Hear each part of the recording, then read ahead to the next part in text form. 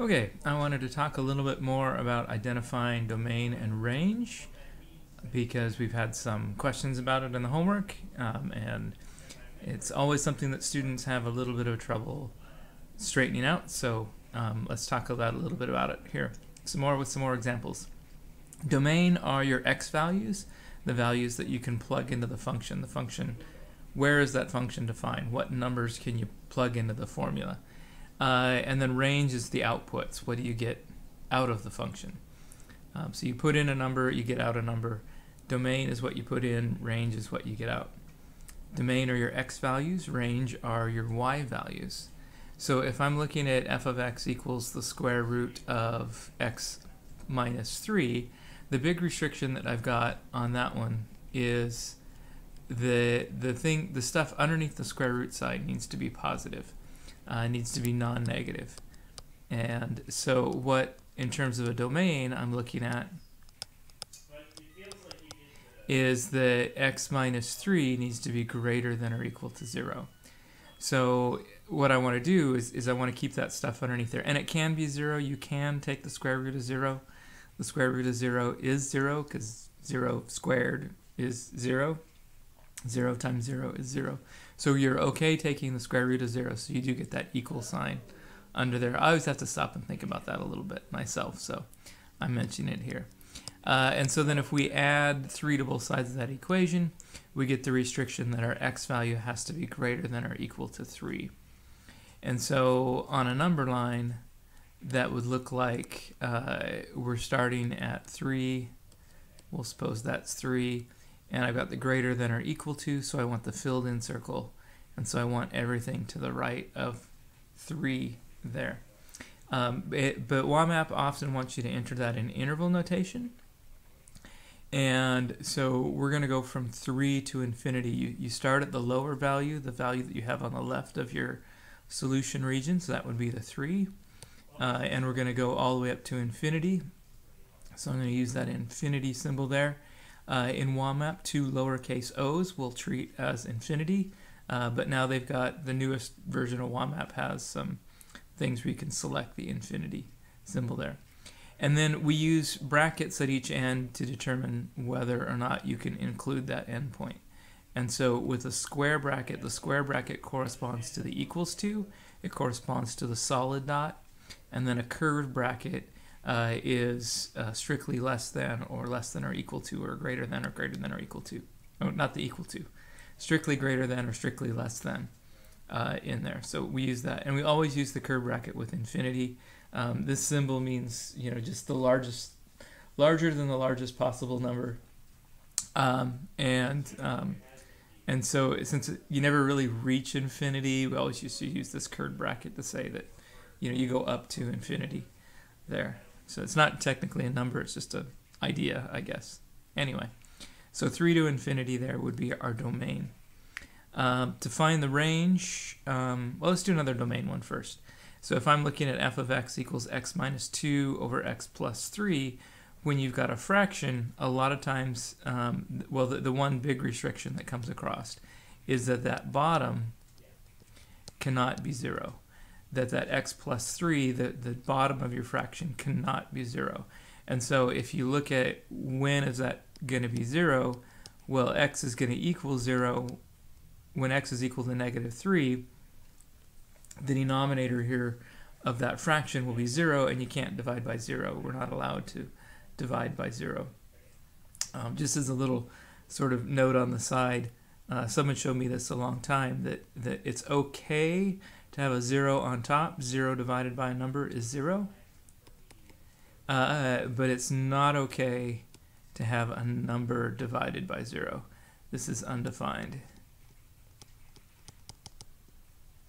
So we have a problem there when the bottom is 0. So it's no when the 0's on the bottom, that's no, but if the 0's on top, it's okay.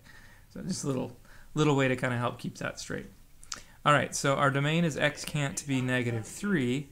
So we're looking at sort of all real numbers except for negative 3. We'll put negative 3 there. And so I can't be negative 3, but I can be bigger than negative 3, and I can be smaller than negative 3. So I can be anything but negative 3. And so to describe that, Again, I've got to start at the left-hand side. Over here at the left-hand side, and the left side of my interval would be negative infinity. So I'm going to start at negative infinity, use that curved bracket with negative infinity, and I go up to negative 3, but I don't include negative 3. So I'm going to use a curved bracket because I've got an open circle. X has to be less than negative 3. And then I want to start at negative 3 and continue on out to positive infinity. And so I've got kind of these two pieces. I've got the left side and the right side of that domain, that interval, and we stitch them together with a U. The U is the union sign there. And this is pretty typical, the kinds of things that you look at when you're looking at a domain.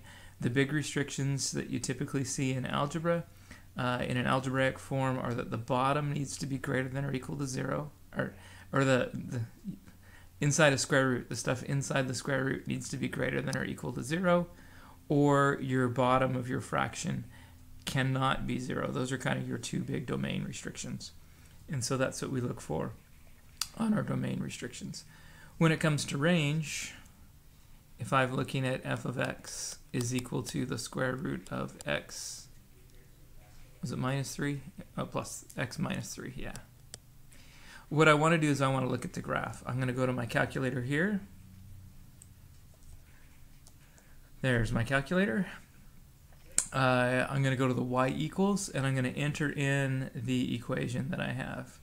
So I'm going to delete anything that's there, and I'm going to graph y equals the square root. Square root is the second function above the x squared button. So square root of x plus 3, and I do want to make sure that that's captured inside parentheses, that everything is underneath the square root bar there, so that it's not just the x that's taking the square root if you're taking the square root of that whole thing. And then I'm going to look at the graph, and I see this graph. All right, let me, can I write on it here? I don't know. Well, I hope you can see my cursor, but what you've got here is the range or the y values. So you're looking at what's the lowest this graph goes. The lowest you get vertically, it looks like here is along the x-axis. The lowest it gets is 0, and then from 0 the graph kind of goes up from 0, and I'm guessing it's going to continue to climb higher and higher. And if you think about the square root function, if you take the square root of a really, really big number, you can still get a really, really big number. I mean, it's not nearly as big as it was, but it's still big. Like square root of 100 would be 10, you know, and you'll eventually get to 200 on the y value if you start with 400. If you go all the way up to x equals 400, the square root of 400, well, square root of 400 is 20. But if you get to 200, it's like 4,000. If you go far enough out, you can get to any value you want. So the range, you're starting here at 0 and going to infinity. And we can also see the domain from here as well. If we're looking on the x-axis, we're starting here on the x-axis over here at negative 3 and going off to the right. So it's negative 3 to infinity there. So our domain, or the range for this one, is going to be from the graph. If we look at our graph, we're starting over here at, did I graph negative minus 3 or plus 3? I don't think I graphed. I think I graphed y equals x plus 3.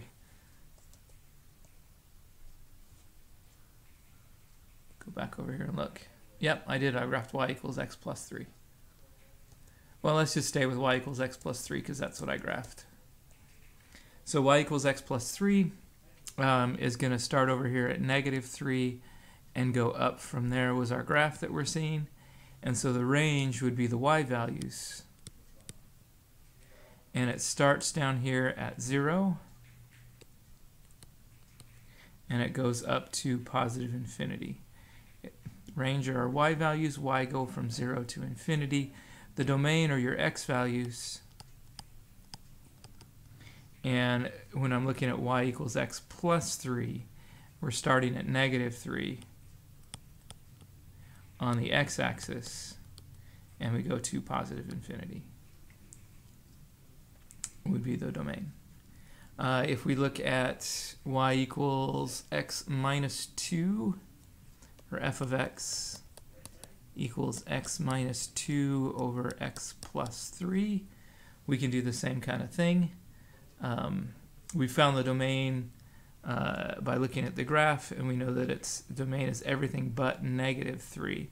Negative 3 we'd be dividing by 0, but I'm going to do the same kind of deal. I'm going to try to graph that on my calculator. I want to graph x minus 2 divided by x plus 3.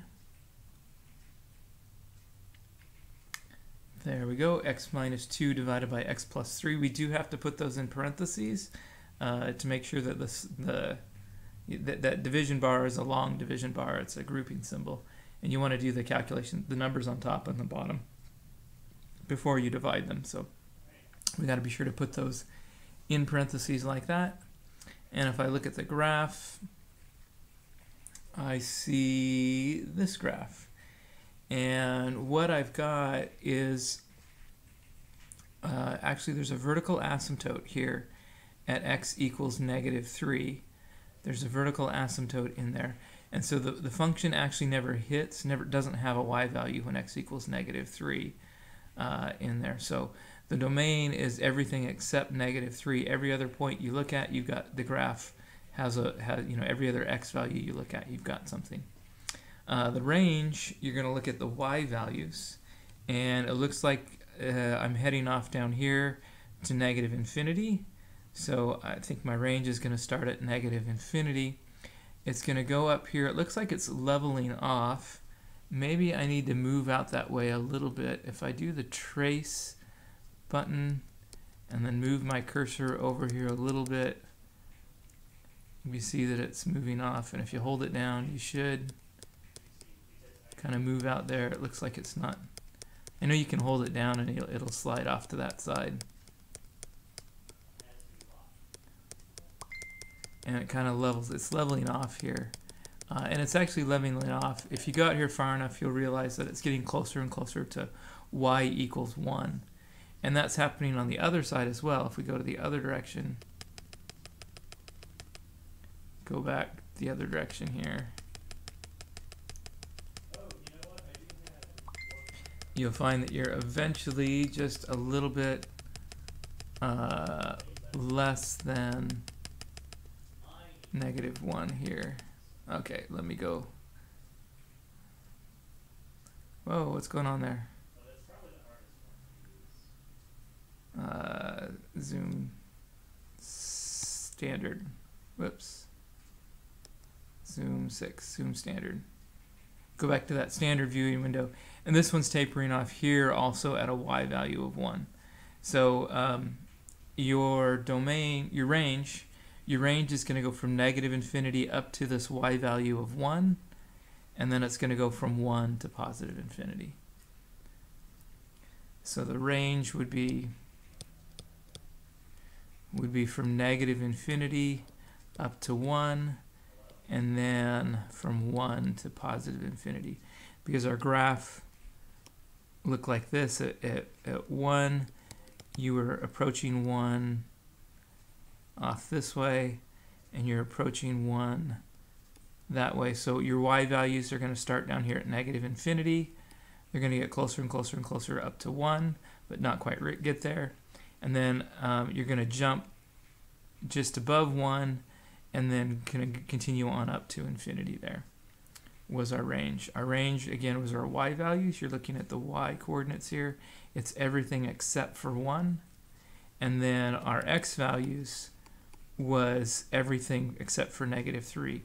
Our x values, if you look at the domain, the x values, you've got everything up to negative 3 on there. So range negative infinity to 1, and then 1 to infinity, and then the domain is everything except for negative 3. So domain, we already have the domain. Whoops, we have the domain up here.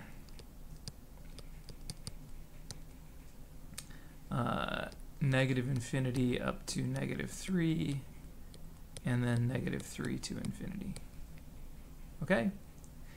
It's kind of nice. Sometimes you'll find some questions in there where they give you a graph. I'm just going to kind of roughly draw one in here.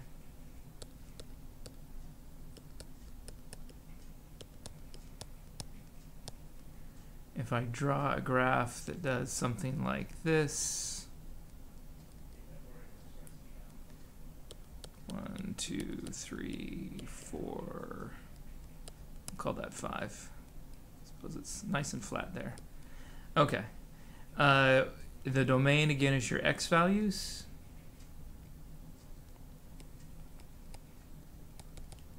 And the domain would go from -3 to 2. My graph starts over here at -3 and ends over here at 2. For the domain values, I'm going to use a curved bracket because of the open circle, because it's not quite defined at -3, but if you get just a little bit to the right of -3, you'll get a value out of this function. That's what the open circle means. The range was your y values, and your range goes from 1 up to 5. And it looks like we actually reach a value here of 5. So I'm going to use a square bracket with the 5, a 1 because of the open bracket there. All right, I hope this helps a little bit. Feel free to ask questions in the group study area if you need more help on this.